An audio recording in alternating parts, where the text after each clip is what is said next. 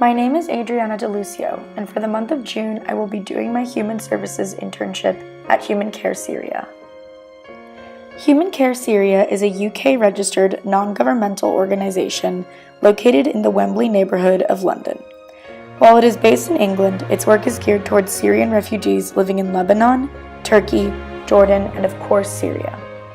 Due to the organization's Syrian staff on the ground, Human Care Syria has the ability to provide aid to the war-torn country's residents, unlike any other foreign NGOs doing similar work. The NGO has implemented various programs at its multiple different branches in Syria since 2011 to ameliorate the lives of those in need for both the short-term and the long-term. Human Care Syria's mission is to deliver aid and development programs to those who need it most in an efficient and effective way, without prejudice to people's religion, sex, age, or ethnic background. This mission has led to the creation of programs focused on providing on-the-ground assistance geared towards emergency relief, child development and protection, food security, rehabilitation, education, and women's hygiene and sanitation. These programs include the Children and Orphanage Program, which provides children in Syria's tumultuous climate to receive an education in a bomb-proof underground bunker school and an escape from their reality. The Rehabilitation Program, which provides psychosocial support that enables Syrians to restore normalcy and stability to their lives. The Livelihood Program, which allows Syrians to start their own businesses, work to provide for their families, and assist their local community at large. And finally, Emergency Relief, which includes medication, ambulances, medical treatment, infant formula milk, and food parcels. As a volunteer, it is not possible for me to do the on-the-ground work in Syria, so I will be assisting the organization through other ways, including fundraising, event planning, and administrative work. It is through these different tasks that I will be able to assist the organization in accomplishing its mission. Human Care Syria was established in 2011, briefly after the rise of the Syrian humanitarian crisis. The organization initially started small, focusing purely on medical aid and vital non-food items. But as the crisis worsened, the organization expanded.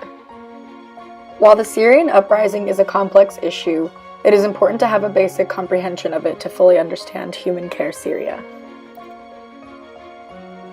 In 2011, Syrian civilians began protesting their government due to an incident involving the arrest and torture of some teenagers whom opposed the government under President Bashar al-Assad.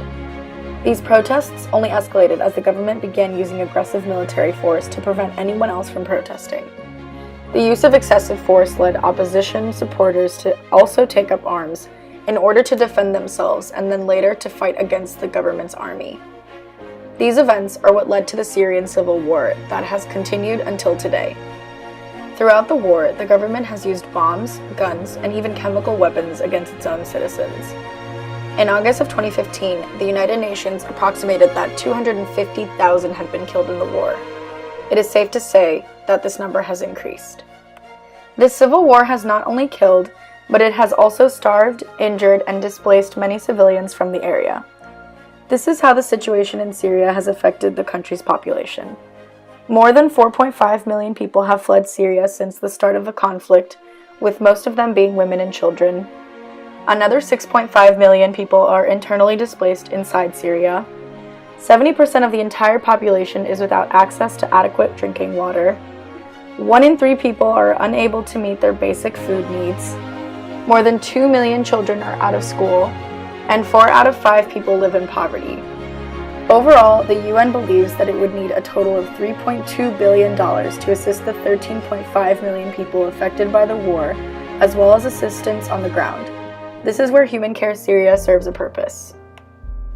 The warring parties in Syria have made it difficult for humanitarian agencies to reach the population in need. In addition to this, 4.5 million people already live in hard-to-reach areas throughout the country.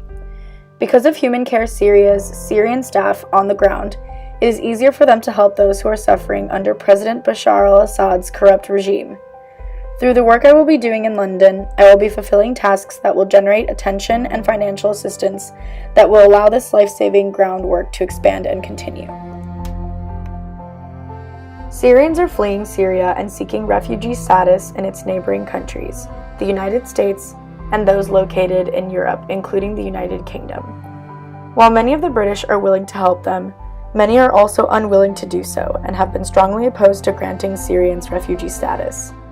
The strong polarizing opinions on the social issue have forced nations to make policies regarding Syrians' admittance into their countries, including the United Kingdom.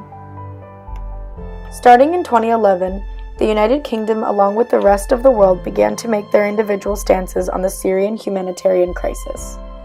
Under the former Prime Minister David Cameron, the United Kingdom passed the Vulnerable Person Resettlement Program in order to create a path for selected Syrians to seek asylum in the UK. The policy prioritizes the elderly, disabled, victims of sexual violence and torture, and initially did not state how many refugees the UK would be willing to accept. After about a year, the UK agreed to accept 20,000 Syrian refugees by 2020. At first, resettled Syrians under this policy were given humanitarian protection status for a period of 5 years, with permission to work and access public funds. In March of 2017, under the new Prime Minister, Theresa May, the Home Secretary announced that from July 1, 2017, all of the 5,454 Syrians that had resettled in the UK since October of 2015 would be granted refugee status instead, which would allow Syrians greater access to public goods.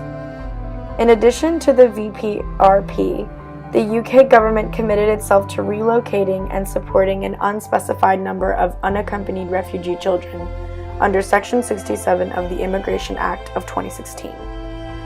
On February 8th of 2017, the government announced that this number would be capped at 350, which received a great amount of criticism from the UK population.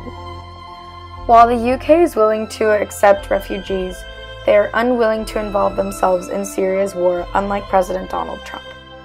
In April of 2017, President Trump launched missiles in Syria to condemn President Bashar al-Assad's use of chemical weapons. Throughout Trump's presidency, the admittance of refugees into the United States has dwindled due to his policies like the travel ban from 6 Muslim-majority countries, including Syria.